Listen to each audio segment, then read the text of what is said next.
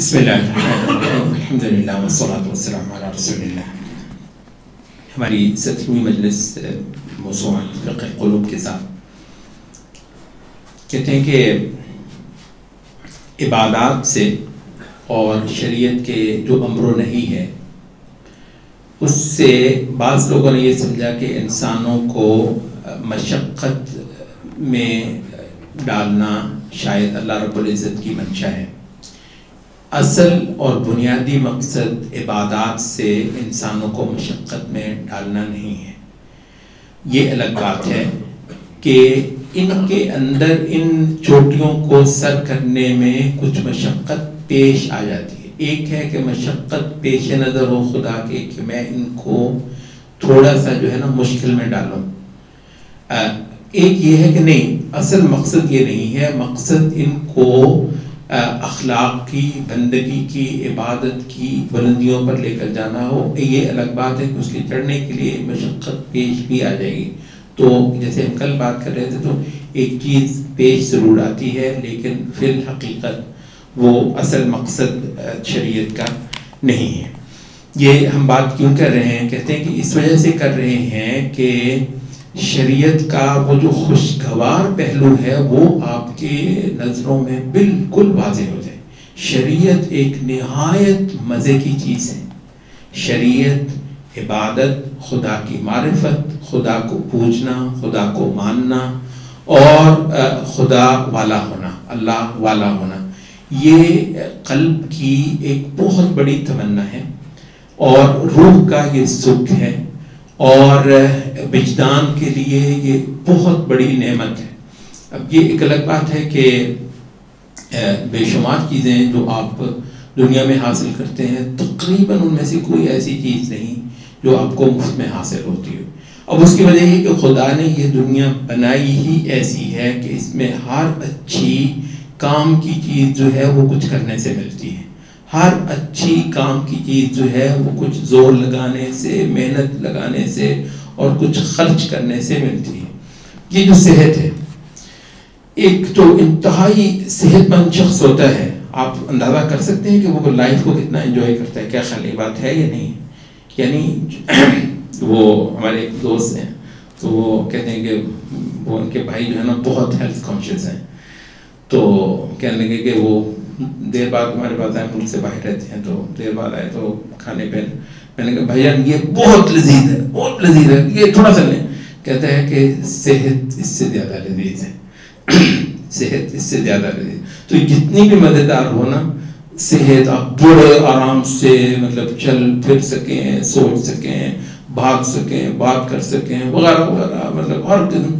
تو جو مزہ صحت میں ہے وہ کھانے میں نہیں. ٹھیک ہے یہ جب آپ کو لگ ہی گئی ہے کہ جی وہ بڑے مزے کے کھانے پڑے ہیں، آپ ٹوٹے پڑے ہوئے ہیں، رکنا مشکل ہے.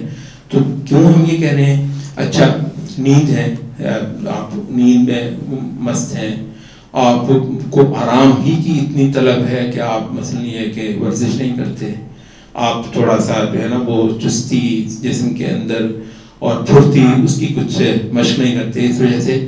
اچھا جسم کو پھرتی والا رکھنے کے لیے، جسم کو چست رکھنے کے لیے، جسم کو ہوشیار رکھنے کے لیے کچھ لاگت آتی ہے، ایسا ہی ہے.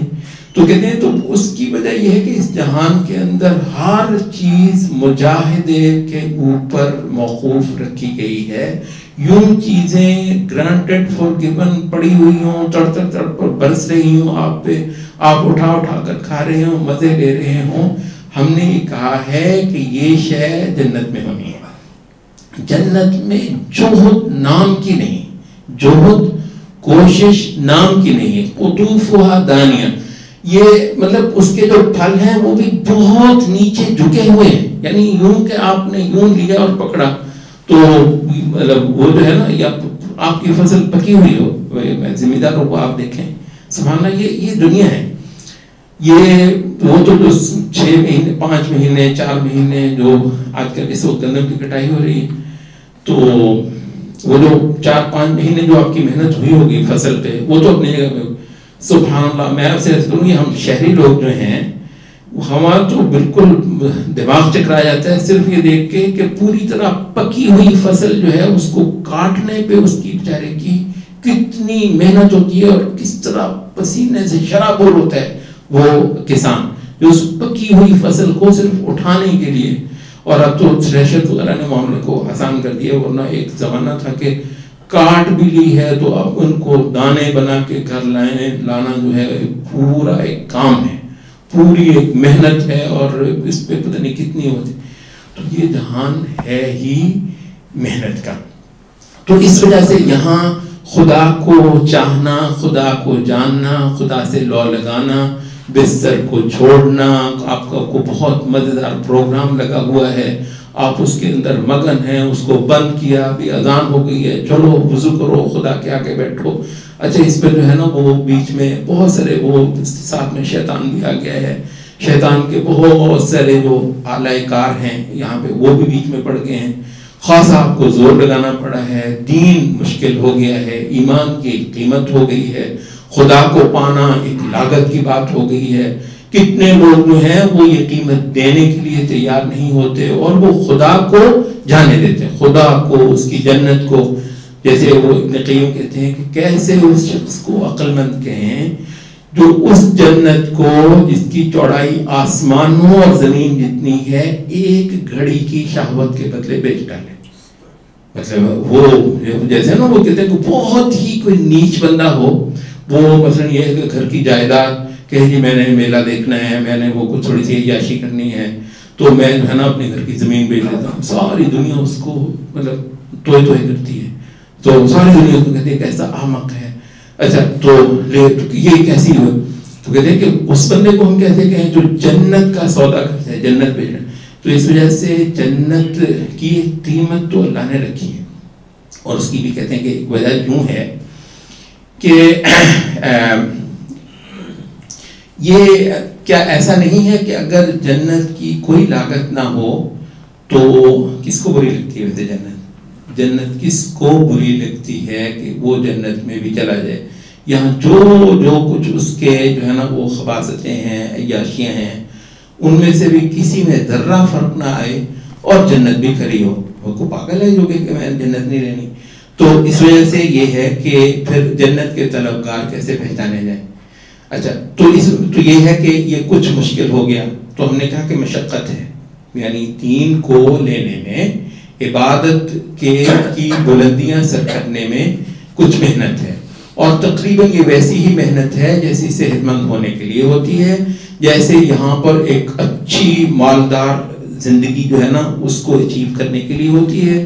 ایسی ہی محنت ہے جیسے ایک اچھا افسر بننے کے لیے ہوتی ہے, ایک بڑا تاجر بننے کے لیے ہوتی ہے.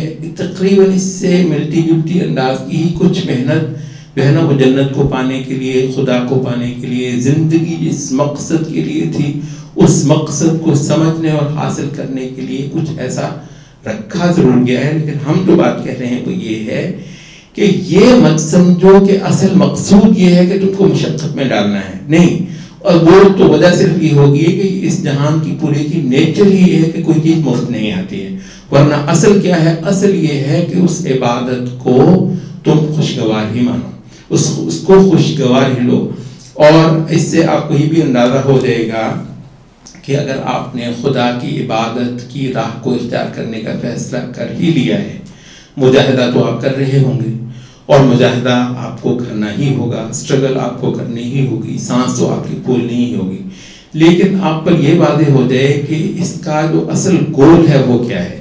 وہ یہ ہے کہ اس عبادت کے اندر یہ جو ایتھلیٹ ہوتا ہے, ایتھلیٹ جو ہے وہ 2 دن 4 دن 6 مہینے سال جو ہے نا وہ محنت کرتا ہے, آخر وہ اس میں ایک انجوائمنٹ اس میں اس کو آتی ہے.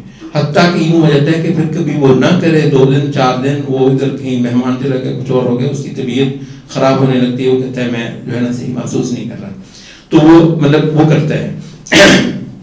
تو اسی طریقے سے آپ پر گول طے ہو جائے, گول ہے, ہدف ہے, وہ یہ ہے کہ اس عبادت میں آپ کو ایک لطف آنا چاہیے, اس عبادت کے اندر آپ کو خوشگوار سے خوشگوار لمحات جو ہیں وہ حاصل کرنے ہیں. خدا کے ساتھ یہاں پر رہتے ہوئے ایک طرح کی جنت جو ہے وہ آپ نے بنانی ہے.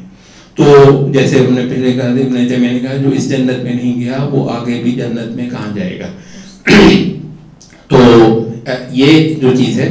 اچھا اس وجہ سے وہ کہتے ہیں کہ یہ جو مضمون اب بیان ہوا ہے میرا خیال اب اس کو کل کرتے ہیں کہ قرآن مجید کو اور اس یہ جو مضمون ہے بندگی کا اور عبادت کا اس کو کتنے خوشگوار عنوانات دیے گئے ہیں قرآن مجید میں. یہ انشاءاللہ ہم کل پڑھیں گے کیونکہ شروع کر کے پھر ذرا جلدی ختم نہیں ہوگا. سبحان اللہ.